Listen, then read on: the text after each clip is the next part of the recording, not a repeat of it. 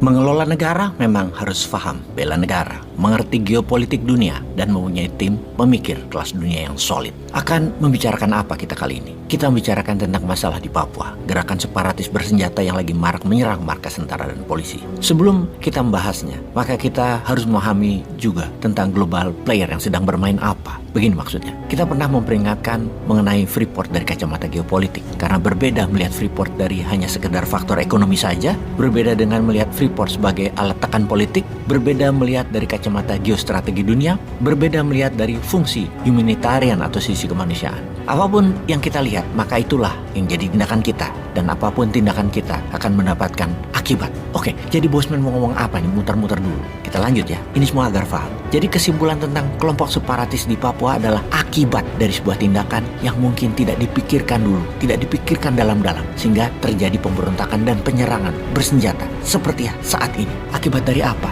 Baik, sebelum menjawab, kita rincikan dulu fakta. Senjata rifle atau senjata laras panjang yang dibawa mereka para pemberontak separatis yang ingin Papua merdeka adalah AR-15 buatan Armalite. Ukuran peluru 5,56, mirip M16 buatan pabrik Colt. Namun AR-15 Armalite kita membacanya bukan dari jenis senjatanya, namun manufakturnya dan penjualannya yang bermarkas di Phoenix, Arizona adalah data kunci menganalisanya. Senjata apapun jenisnya, mau pistol P1-nya pindad ataupun rifle senjata laras panjang, tidak sembarangan bisa ditembakkan. Perlu latihan, perlu pembiasaan, ada tendangan atau after effect hentakan yang disebabkan semakin besar kaliber atau peluru, semakin besar hentakannya. Fakta berikutnya, mereka sangat mahir menggunakannya. Artinya mereka ada yang mengajari, ada pelatihan, dan semua itu tidak murah, juga tidak cepat. Lama pembiasaan itu. Di dalam sebuah penangkapan di Filipina Januari 2023 lalu oleh pemerintah Filipina yang ternyata dia adalah anggota separatis Papua. Seorang pilot, Anton Gobay.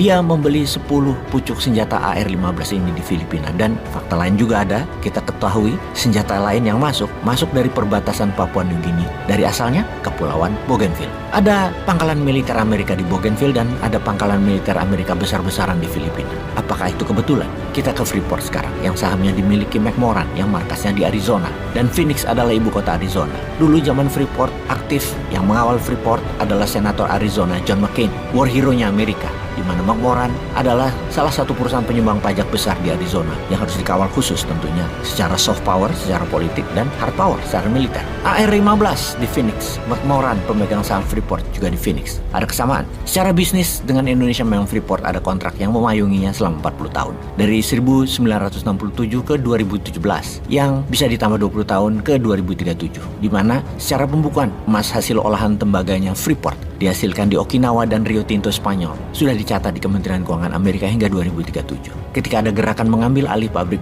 tembaga Freeport dan mengolahnya akan di Indonesia, maka ada ketidakseimbangan dalam neraca cadangan emas Amerika. Pastinya, yang ini sangat tidak disukai Amerika. Ini menantang hegemoni Amerika. Analisa itu pernah kita ungkap berkali-kali di mana kita Indonesia bisa menghadapi dua hal. Terorisme berbasis agama yang memang tombolnya di CIA dan kelompok separatis bersenjata yang juga tombolnya ada di Amerika. Pastinya Amerika tidak akan konyol terang-terangan pakai tentaranya atau operasi intelijennya secara resmi. Kita tahu Wagnernya Putin yang bermarkas di Argentina, yang beroperasi di Afrika dan sekarang memiliki 50.000 tentara di Ukraina. Rusia itu berperang di Ukraina tidak pakai tentara warga Rusia. Terbanyak adalah tentara bayaran melalui Wagner Group.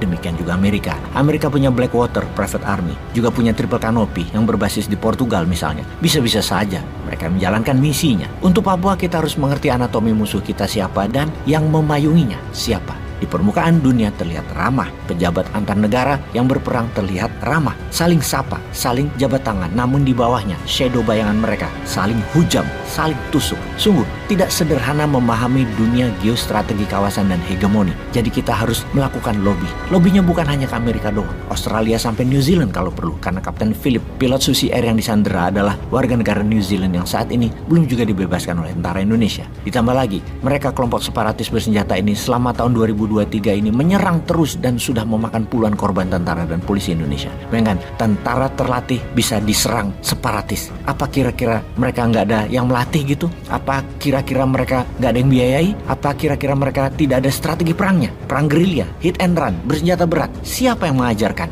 Mengambil Freeport, kalau dilihat secara ekonomi terlihat benar, namun membelinya pakai hutang, menggunakan cara hostile menekan kasar, mengalihkan dari Okinawa dan Rio Tinto membuat panas hegemoni. Kita harus kuat menanggung akibatnya. Hegemoni memang kita harus lawan agar kita berdaulat. Namun ada cara elegan yang lebih diplomatis. Kita mendapatkan hak atas aset tersebut 100% bahkan. Dan Amerika tetap senang sehingga Papua tidak lepas. Hal ini adalah cara elegan yang saat ini pejabat yang belum pernah melakukan. Hanya langkah pragmatisme sederhana dibungkus narasi buzzer rupiah yang sekarang berakibat tumpah darah berkepanjangan. Tentara dan polisi jadi repot, rakyat Papua jadi gelisah. Wahai sahabat, hati-hati dengan Papua. Jangan sampai anak cucu kita nanti nyanyi lagu wajib dari Medan sampai Ambon berjajar pulau-pulau karena Sabangnya lepas, Merauke-nya lepas. Peace.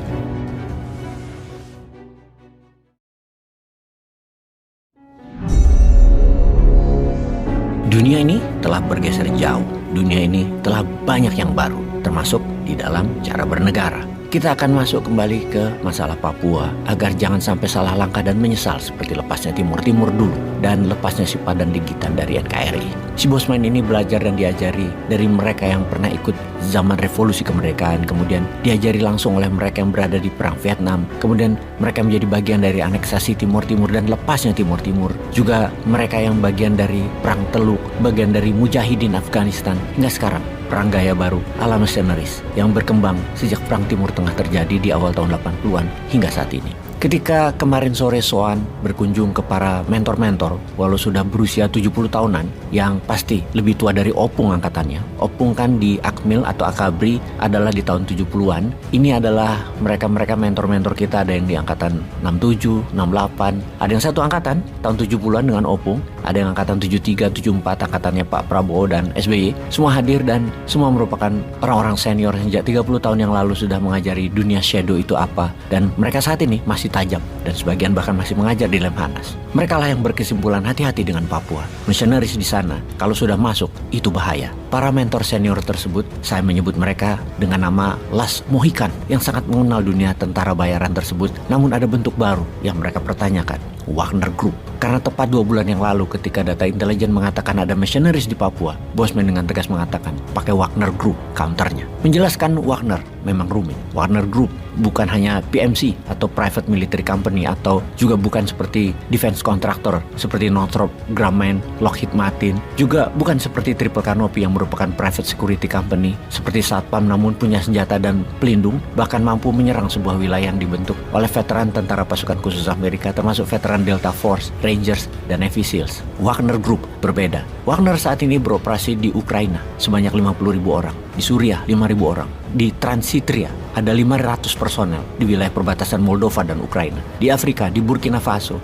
dan melatih pasukan elit di beberapa negara Afrika serta Amerika Latin, dengan markas di luar Saint Petersburg ada di Argentina. Jadi, makhluk apa Wagner Group itu? Dunia baru mengenalnya di tahun 2014 ketika Rusia mengambil Crimea, wilayah selatan Ukraina, dalam sekejap lepas dari Ukraina tanpa perlawanan berarti. Wagner lah yang beroperasi. Mereka disebut dengan nama julukan Little Green Man. Mereka berseragam militer hijau tanpa tanda pengenal apapun secara kepangkatan dalam militer dan bermasker. Nama Wagner berasal dari seorang komposer musik kesukaan Hitler, Richard Wagner, yang juga merupakan nama sandi atau call sign dari seorang veteran perang Rusia, Dmitry Utkin. Dmitry Utkin dikatakan merupakan pendiri dari Wagner Group ini. Namun ada sebuah nama yang lebih harus difokuskan, yaitu Yevgeny Prigozhin, seorang oligarkinya Rusia. Selama tahunan dia menyangkal dirinya ada hubungan dengan Wagner Group, hingga tahun 2022 kemarin dia muncul di media dunia sedang merekrut member baru Wagner dengan jumlah ribuan. Dia memimpin langsung perekrutan tersebut ke seluruh dunia. Wagner tentaranya bukan hanya orang Rusia, namun seluruh dunia, terutama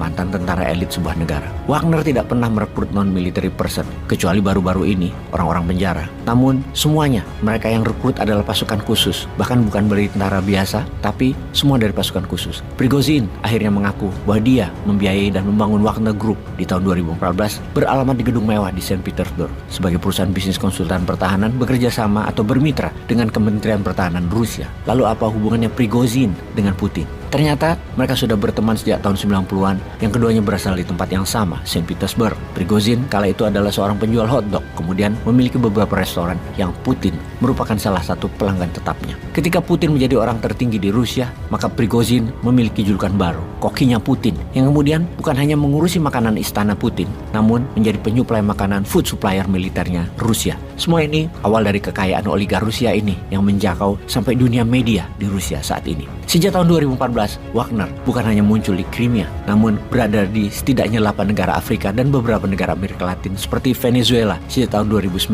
untuk melindungi Presiden Venezuela Nicolas Maduro. Di Suriah, Wagner adalah pelindung personal Bashar al-Assad. Di Afrika dipakai melindungi pemimpin negara-negara Afrika yang lemah militernya, yang rawan dikudeta. Yang ditarget Wagner dalam kompensasinya adalah kekayaan alam wilayah negara yang dijaganya tersebut sebagai balasan perlindungan yang diberikan atau sebagai bagian dari operasi militer terselubung pemimpin negara tersebut. Tambang berlian, tambang minyak, sumber daya alam lainnya adalah yang dicari Wagner. Itulah bisnis modelnya Wagner, menukar perlindungan militer dengan sumber daya alam. Tentunya di belakang Wagner mengapa bisa kuat? Karena ada Putin dan seluruh kekuatan Putin di dunia, bukan hanya di Rusia, yang bisa dikatakan ada kepemilikan atau kekuatan Putin di dalam Wagner Group tentunya. Misalnya di tahun 2017 Republik Afrika Tengah, di mana presidennya ketika itu Faustin Touadera yang menghadapi pemberontakan di wilayah tambang berliannya, Rusia mengirim senjata dan mendeploy Wagner Group. Selesai semua pemberontakan dalam 1 tahun. Jadi bagaimana? Apa kita pengen tangan bersih di Papua? Ada Wagner Group tuh yang selalu disangkal Putin keberadaannya yang merupakan lawan berat Blackwater-nya Amerika.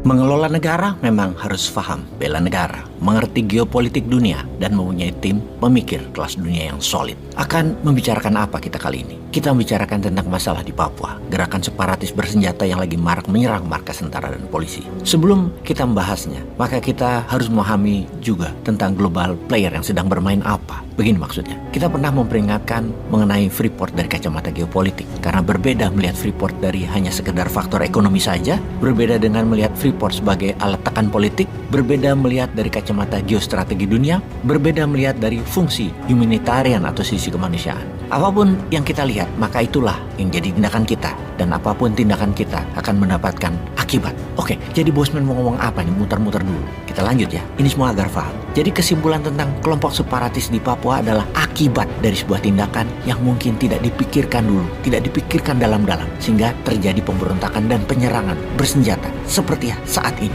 Akibat dari apa? Baik, sebelum menjawab, kita rincikan dulu fakta. Senjata rifle atau senjata laras panjang yang dibawa mereka para pemberontak separatis yang ingin Papua merdeka adalah AR-15 buatan Armalite. Ukuran peluru 5,56, mirip M16 buatan pabrik Colt. Namun AR-15 Armalite kita membacanya bukan dari jenis senjatanya, namun manufakturnya dan penjualannya yang bermarkas di Phoenix, Arizona adalah data kunci menganalisanya. Senjata apapun jenisnya, mau pistol P1-nya pindad ataupun rifle senjata laras panjang, tidak sembarangan bisa ditembakkan. Perlu latihan, perlu pembiasaan, ada tendangan atau after effect hentakan yang disebabkan semakin besar kaliber atau peluru, semakin besar hentakannya. Fakta berikutnya, mereka sangat mahir menggunakannya. Artinya mereka ada yang mengajari, ada pelatihan, dan semua itu tidak murah, juga tidak cepat. Lama pembiasaan itu. Di dalam sebuah penangkapan di Filipina Januari 2023 lalu oleh pemerintah Filipina yang ternyata dia adalah anggota separatis Papua. Seorang pilot, Anton Gobay.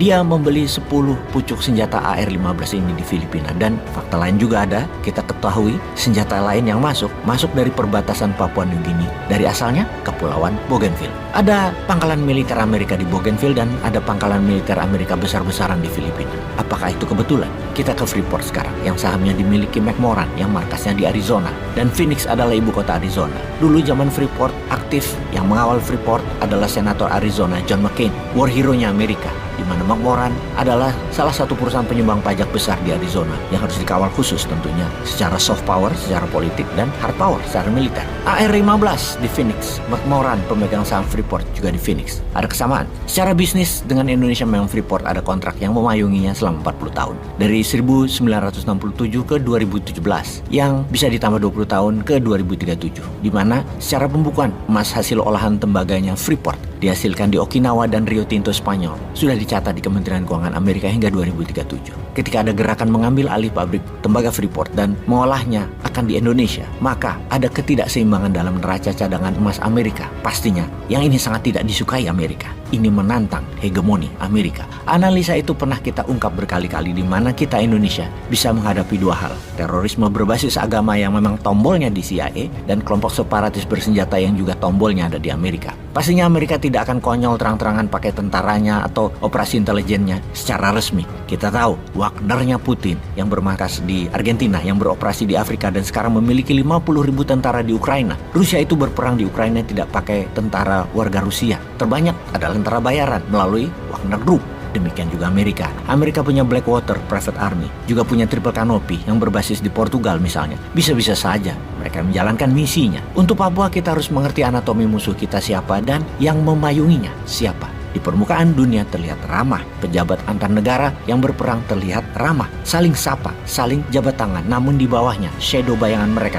saling hujam, saling tusuk. Sungguh tidak sederhana memahami dunia geostrategi kawasan dan hegemoni. Jadi kita harus melakukan lobby. Lobbynya bukan hanya ke Amerika doang, Australia sampai New Zealand kalau perlu, karena Kapten Philip, pilot Susi Air yang disandera adalah warga negara New Zealand yang saat ini belum juga dibebaskan oleh tentara Indonesia. Ditambah lagi, mereka kelompok separatis bersenjata ini selama tahun 2023 ini menyerang terus dan sudah memakan puluhan korban tentara dan polisi Indonesia. Bayangkan, tentara terlatih bisa diserang separatis. Apa kira-kira mereka nggak ada yang melatih gitu? Apa kira-kira mereka nggak ada yang biayai? Apa kira-kira mereka tidak ada strategi perangnya? Perang gerilya, hit and run, bersenjata berat. Siapa yang mengajarkan? Mengambil Freeport, kalau dilihat secara ekonomi terlihat benar. Namun membelinya pakai hutang, menggunakan cara hostile menekan kasar, mengalihkan dari Okinawa dan Rio Tinto, membuat panas hegemoni. Kita harus kuat menanggung akibatnya. Hegemoni memang kita harus lawan agar kita berdaulat. Namun ada cara elegan yang lebih diplomatis. Kita mendapatkan hak atas aset tersebut 100% bahkan. Dan Amerika tetap senang sehingga Papua tidak lepas. Hal ini adalah cara elegan yang saat ini pejabat yang belum pernah melakukan. Hanya langkah pragmatisme sederhana dibungkus narasi buzzer rupiah yang sekarang berakibat tumpah darah berkepanjangan. Tentara dan polisi jadi repot, rakyat Papua jadi gelisah.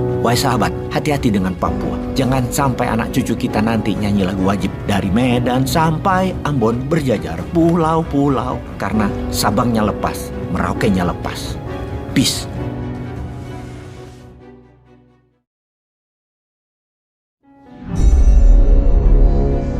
Dunia ini telah bergeser jauh. Dunia ini telah banyak yang baru, termasuk di dalam cara bernegara. Kita akan masuk kembali ke masalah Papua agar jangan sampai salah langkah dan menyesal seperti lepasnya Timur Timur dulu dan lepasnya si Padan Digitan dari NKRI. Si Bosman ini belajar dan diajari dari mereka yang pernah ikut zaman revolusi kemerdekaan, kemudian diajari langsung oleh mereka yang berada di perang Vietnam, kemudian mereka menjadi bagian dari aneksasi Timur Timur dan lepasnya Timur Timur, juga mereka yang bagian dari perang Teluk, bagian dari Mujahidin Afghanistan, hingga sekarang perang gaya baru ala mercenaries yang berkembang sejak perang Timur Tengah terjadi di awal tahun 80-an hingga saat ini.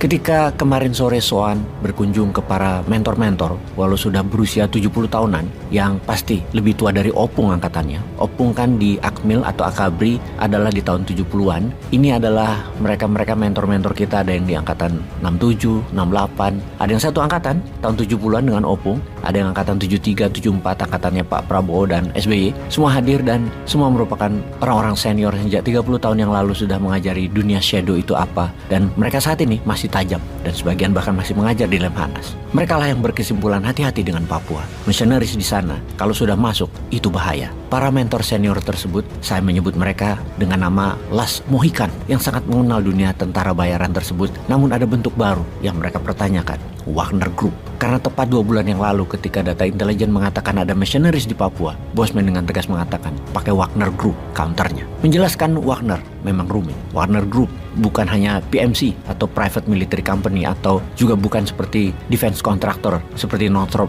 Grumman, Lockheed Martin, juga bukan seperti Triple Canopy yang merupakan private security company seperti Satpam, namun punya senjata dan pelindung, bahkan mampu menyerang sebuah wilayah yang dibentuk oleh veteran tentara pasukan khusus Amerika termasuk veteran Delta Force, Rangers, dan Navy Seals. Wagner Group berbeda. Wagner saat ini beroperasi di Ukraina sebanyak 50.000 orang, di Suriah 5.000 orang, di Transnistria ada 500 personel di wilayah perbatasan Moldova dan Ukraina, di Afrika, di Burkina Faso, dan melatih pasukan elit di beberapa negara Afrika serta Amerika Latin, dengan markas di luar Saint Petersburg ada di Argentina. Jadi, makhluk apa Wagner Group itu? Dunia baru mengenalnya di tahun 2014 ketika Rusia mengambil Crimea, wilayah selatan Ukraina, dalam sekejap lepas dari Ukraina tanpa perlawanan berarti. Wagner lah yang beroperasi. Mereka disebut dengan nama julukan Little Green Man. Mereka berseragam militer hijau tanpa tanda pengenal apapun secara kepangkatan dalam militer dan bermasker. Nama Wagner berasal dari seorang komposer musik kesukaan Hitler, Richard Wagner, yang juga merupakan nama sandi atau call sign dari seorang veteran perang Rusia,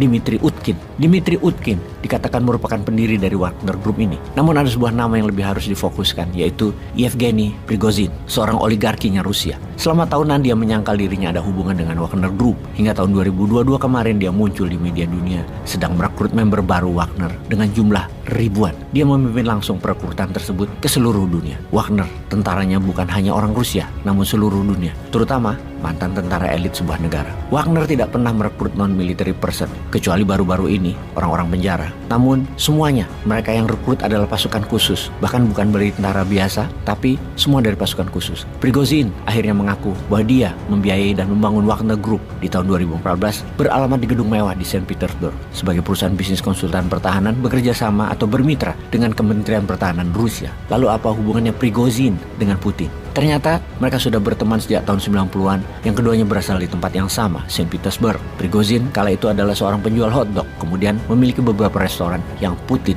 merupakan salah satu pelanggan tetapnya. Ketika Putin menjadi orang tertinggi di Rusia, maka Prigozhin memiliki julukan baru, kokinya Putin, yang kemudian bukan hanya mengurusi makanan istana Putin, namun menjadi penyuplai makanan food supplier militernya Rusia. Semua ini awal dari kekayaan oligar Rusia ini yang menjangkau sampai dunia media di Rusia saat ini. Sejak tahun 2014, Wagner bukan hanya muncul di Crimea, namun berada di setidaknya 8 negara Afrika dan beberapa negara Amerika Latin seperti Venezuela sejak tahun 2019 untuk melindungi Presiden Venezuela Nicolas Maduro. Di Suriah, Wagner adalah pelindung personal Bashar al-Assad. Di Afrika dipakai melindungi pemimpin negara-negara Afrika yang lemah militernya, yang rawan dikudeta. Yang ditarget Wagner dalam kompensasinya adalah kekayaan alam wilayah negara yang dijaganya tersebut sebagai balasan perlindungan yang diberikan atau sebagai bagian dari operasi militer terselubung pemimpin negara tersebut. Tambang berlian, tambang minyak, sumber daya alam lainnya adalah yang dicari Wagner. Itulah bisnis modelnya Wagner, menukar perlindungan militer dengan sumber daya alam. Tentunya di belakang Wagner mengapa bisa kuat? Karena ada Putin dan seluruh kekuatan Putin di dunia, bukan hanya di Rusia, yang bisa dikatakan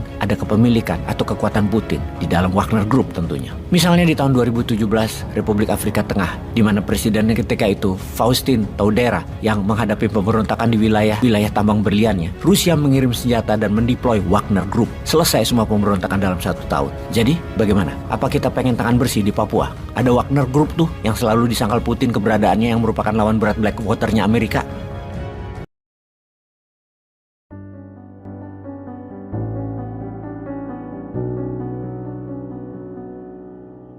Mengelola negara memang harus paham bela negara, mengerti geopolitik dunia, dan mempunyai tim pemikir kelas dunia yang solid. Akan membicarakan apa kita kali ini? Kita membicarakan tentang masalah di Papua, gerakan separatis bersenjata yang lagi marak menyerang markas tentara dan polisi. Sebelum kita membahasnya, maka kita harus memahami juga tentang global player yang sedang bermain apa. Begini maksudnya, kita pernah memperingatkan mengenai Freeport dari kacamata geopolitik, karena berbeda melihat Freeport dari hanya sekedar faktor ekonomi saja, berbeda dengan melihat Freeport sebagai alat tekan politik, berbeda melihat dari kacamata geostrategi dunia, berbeda melihat dari fungsi humanitarian atau sisi kemanusiaan. Apapun yang kita lihat, maka itulah yang jadi tindakan kita, dan apapun tindakan kita akan mendapatkan akibat. Oke, jadi Bosman mau ngomong apa nih? Muter-muter dulu. Kita lanjut ya, ini semua agar paham. Jadi kesimpulan tentang kelompok separatis di Papua adalah akibat dari sebuah tindakan yang mungkin tidak dipikirkan dulu, tidak dipikirkan dalam-dalam, sehingga terjadi pemberontakan dan penyerangan bersenjata seperti saat ini.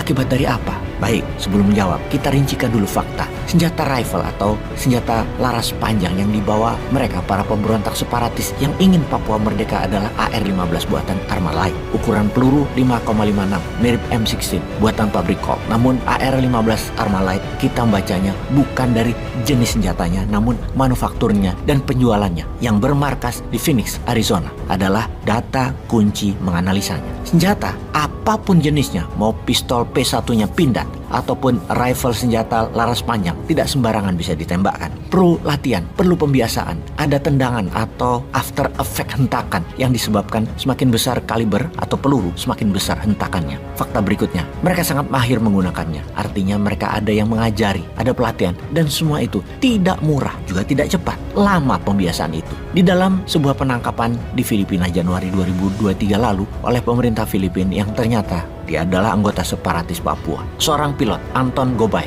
Dia membeli 10 pucuk senjata AR-15 ini di Filipina. Dan fakta lain juga ada, kita ketahui senjata lain yang masuk dari perbatasan Papua New Guinea. Dari asalnya, Kepulauan Bougainville. Ada pangkalan militer Amerika di Bougainville dan ada pangkalan militer Amerika besar-besaran di Filipina. Apakah itu kebetulan? Kita ke Freeport sekarang, yang sahamnya dimiliki McMoran, yang markasnya di Arizona. Dan Phoenix adalah ibu kota Arizona. Dulu zaman Freeport aktif, yang mengawal Freeport adalah Senator Arizona John McCain, war hero-nya Amerika, di mana McMoran adalah salah satu perusahaan penyumbang pajak besar di Arizona yang harus dikawal khusus tentunya secara soft power, secara politik, dan hard power, secara militer. AR-15 di Phoenix, McMoran pemegang saham Freeport juga di Phoenix. Ada kesamaan. Secara bisnis dengan Indonesia memang Freeport ada kontrak yang memayunginya selama 40 tahun. Dari 1967 ke 2017 yang bisa ditambah 20 tahun ke 2037. Di mana secara pembukuan emas hasil olahan tembaganya Freeport dihasilkan di Okinawa dan Rio Tinto Spanyol sudah dicatat di Kementerian Keuangan Amerika hingga 2037. Ketika ada gerakan mengambil alih pabrik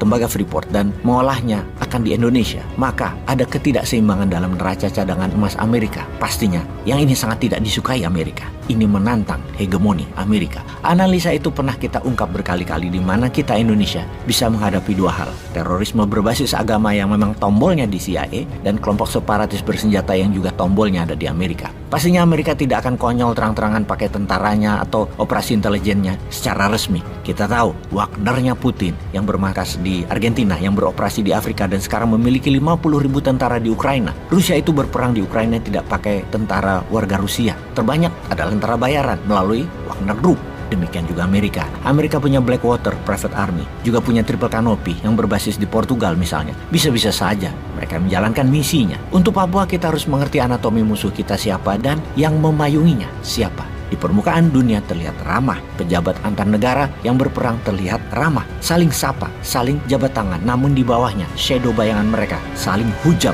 saling tusuk. Sungguh tidak sederhana memahami dunia geostrategi kawasan dan hegemoni. Jadi kita harus melakukan lobby. Lobbynya bukan hanya ke Amerika doang, Australia sampai New Zealand kalau perlu, karena Kapten Philip, pilot Susi Air yang disandera adalah warga negara New Zealand yang saat ini belum juga dibebaskan oleh tentara Indonesia. Ditambah lagi, mereka kelompok separatis bersenjata ini selama tahun 2023 ini menyerang terus dan sudah memakan puluhan korban tentara dan polisi Indonesia. Bayangkan, tentara terlatih bisa diserang separatis. Apa kira-kira mereka nggak ada yang melatih gitu? Apa kira-kira mereka nggak ada yang biayai? Apa kira-kira mereka tidak ada strategi perangnya? Perang gerilya, hit and run, bersenjata berat. Siapa yang mengajarkan? Mengambil Freeport, kalau dilihat secara ekonomi terlihat benar. Namun membelinya pakai hutang, menggunakan cara hostile menekan kasar, mengalihkan dari Okinawa dan Rio Tinto, membuat panas hegemoni. Kita harus kuat menanggung akibatnya. Hegemoni memang kita harus lawan agar kita berdaulat. Namun ada cara elegan yang lebih diplomatis. Kita mendapatkan hak atas aset tersebut 100% bahkan. Dan Amerika tetap senang sehingga Papua tidak lepas. Hal ini adalah cara elegan yang saat ini pejabat yang belum pernah melakukan. Hanya langkah pragmatisme sederhana dibungkus narasi buzzer rupiah yang sekarang berakibat tumpah darah berkepanjangan. Tentara dan polisi jadi repot, rakyat Papua jadi gelisah. Wahai sahabat, hati-hati dengan Papua. Jangan sampai anak cucu kita nanti nyanyi lagu wajib dari Medan sampai Ambon berjajar pulau-pulau karena Sabangnya lepas, Merauke-nya lepas. Peace.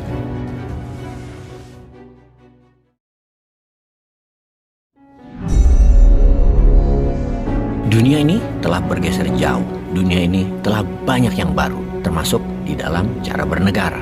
Kita akan masuk kembali ke masalah Papua agar jangan sampai salah langkah dan menyesal seperti lepasnya Timur dulu dan lepasnya si Padan Digitan dari NKRI. Si Bosman ini belajar dan diajari dari mereka yang pernah ikut zaman revolusi kemerdekaan, kemudian diajari langsung oleh mereka yang berada di perang Vietnam, kemudian mereka menjadi bagian dari aneksasi Timur dan lepasnya Timur. Juga mereka yang bagian dari perang Teluk, bagian dari Mujahidin Afghanistan, hingga sekarang perang gaya baru ala mercenaries yang berkembang sejak perang Timur Tengah terjadi di awal tahun 80-an hingga saat ini. Ketika kemarin sore Soan berkunjung ke para mentor-mentor, walau sudah berusia 70 tahunan, yang pasti lebih tua dari Opung angkatannya. Opung kan di Akmil atau Akabri adalah di tahun 70-an. Ini adalah mereka-mereka mentor-mentor kita, ada yang di angkatan 67, 68, ada yang satu angkatan tahun 70-an dengan Opung, ada yang angkatan 73, 74, angkatannya Pak Prabowo dan SBY. Semua hadir dan semua merupakan orang-orang senior sejak 30 tahun yang lalu sudah mengajari dunia shadow itu apa, dan mereka saat ini masih tajam dan sebagian bahkan masih mengajar di Lemhanas. Mereka lah yang berkesimpulan hati-hati dengan Papua. Misionaris di sana kalau sudah masuk itu bahaya. Para mentor senior tersebut, saya menyebut mereka dengan nama Las Mohican, yang sangat mengenal dunia tentara bayaran tersebut. Namun ada bentuk baru yang mereka pertanyakan, Wagner Group. Karena tepat 2 bulan yang lalu ketika data intelijen mengatakan ada misionaris di Papua, Bosman dengan tegas mengatakan pakai Wagner Group counternya. Menjelaskan Wagner memang rumit. Wagner Group bukan hanya PMC atau Private Military Company, atau juga bukan seperti defense contractor seperti Northrop Grumman, Lockheed Martin, juga bukan seperti Triple Canopy yang merupakan private security company seperti Satpam, namun punya senjata dan pelindung, bahkan mampu menyerang sebuah wilayah yang dibentuk oleh veteran tentara pasukan khusus Amerika termasuk veteran Delta Force, Rangers, dan Navy SEALs. Wagner Group berbeda. Wagner saat ini beroperasi di Ukraina sebanyak 50.000 orang, di Suriah 5.000 orang, di Transnistria ada 500 personel di wilayah perbatasan Moldova dan Ukraina, di Afrika, di Burkina Faso, dan melatih pasukan elit di beberapa negara Afrika serta Amerika Latin, dengan markas di luar Saint Petersburg ada di Argentina. Jadi, makhluk apa Wagner Group itu? Dunia baru mengenalnya di tahun 2014 ketika Rusia mengambil Crimea, wilayah selatan Ukraina, dalam sekejap lepas dari Ukraina tanpa perlawanan berarti. Wagner lah yang beroperasi. Mereka disebut dengan nama julukan Little Green Man. Mereka berseragam militer hijau tanpa tanda pengenal apapun secara kepangkatan dalam militer dan bermasker. Nama Wagner berasal dari seorang komposer musik kesukaan Hitler, Richard Wagner, yang juga merupakan nama sandi atau call sign dari seorang veteran perang Rusia, Dmitry Utkin. Dmitry Utkin dikatakan merupakan pendiri dari Wagner Group ini. Namun ada sebuah nama yang lebih harus difokuskan, yaitu Yevgeny Prigozhin, seorang oligarkinya Rusia. Selama tahunan dia menyangkal dirinya ada hubungan dengan Wagner Group. Hingga tahun 2022 kemarin dia muncul di media dunia sedang merekrut member baru Wagner dengan jumlah ribuan. Dia memimpin langsung perekrutan tersebut ke seluruh dunia. Wagner tentaranya bukan hanya orang Rusia, namun seluruh dunia, terutama mantan tentara elit sebuah negara. Wagner tidak pernah merekrut non-military person, kecuali baru-baru ini orang-orang penjara. Namun semuanya mereka yang rekrut adalah pasukan khusus, bahkan bukan dari tentara biasa, tapi semua dari pasukan khusus. Prigozhin akhirnya mengaku bahwa dia membiayai dan membangun Wagner Group di tahun 2014 beralamat di gedung mewah di Saint Petersburg sebagai perusahaan bisnis konsultan pertahanan bekerja sama atau bermitra dengan Kementerian Pertahanan Rusia. Lalu apa hubungannya Prigozhin dengan Putin? Ternyata mereka sudah berteman sejak tahun 90-an, yang keduanya berasal di tempat yang sama, Saint Petersburg. Prigozhin kala itu adalah seorang penjual hotdog, kemudian memiliki beberapa restoran yang Putin merupakan salah satu pelanggan tetapnya. Ketika Putin menjadi orang tertinggi di Rusia, maka Prigozhin memiliki julukan baru, kokinya Putin, yang kemudian bukan hanya mengurusi makanan istana Putin, namun menjadi penyuplai makanan food supplier militernya Rusia. Semua ini awal dari kekayaan oligark Rusia ini yang menjangkau sampai dunia media di Rusia saat ini. Sejak tahun 2014, Wagner bukan hanya muncul di Crimea, namun berada di setidaknya 8 negara Afrika dan beberapa negara Amerika Latin seperti Venezuela sejak tahun 2019 untuk melindungi Presiden Venezuela Nicolas Maduro. Di Suriah, Wagner adalah pelindung personal Bashar al-Assad. Di Afrika dipakai melindungi pemimpin negara-negara Afrika yang lemah militernya, yang rawan dikudeta. Yang ditarget Wagner dalam kompensasinya adalah kekayaan alam wilayah negara yang dijaganya tersebut sebagai balasan perlindungan yang diberikan atau sebagai bagian dari operasi militer terselubung pemimpin negara tersebut. Tambang berlian, tambang minyak, sumber daya alam lainnya adalah yang dicari Wagner. Itulah bisnis modelnya Wagner, menukar perlindungan militer dengan sumber daya alam. Tentunya di belakang Wagner mengapa bisa kuat? Karena ada Putin dan seluruh kekuatan Putin di dunia, bukan hanya di Rusia, yang bisa dikatakan ada kepemilikan atau kekuatan Putin di dalam Wagner Group tentunya. Misalnya di tahun 2017 Republik Afrika Tengah, di mana presidennya ketika itu Faustin Todera yang menghadapi pemberontakan di wilayah tambang berliannya, Rusia mengirim senjata dan mendeploy Wagner Group. Selesai semua pemberontakan dalam 1 tahun. Jadi bagaimana? Apa kita pengen tangan bersih di Papua? Ada Wagner Group tuh yang selalu disangkal Putin keberadaannya yang merupakan lawan berat Blackwater-nya Amerika.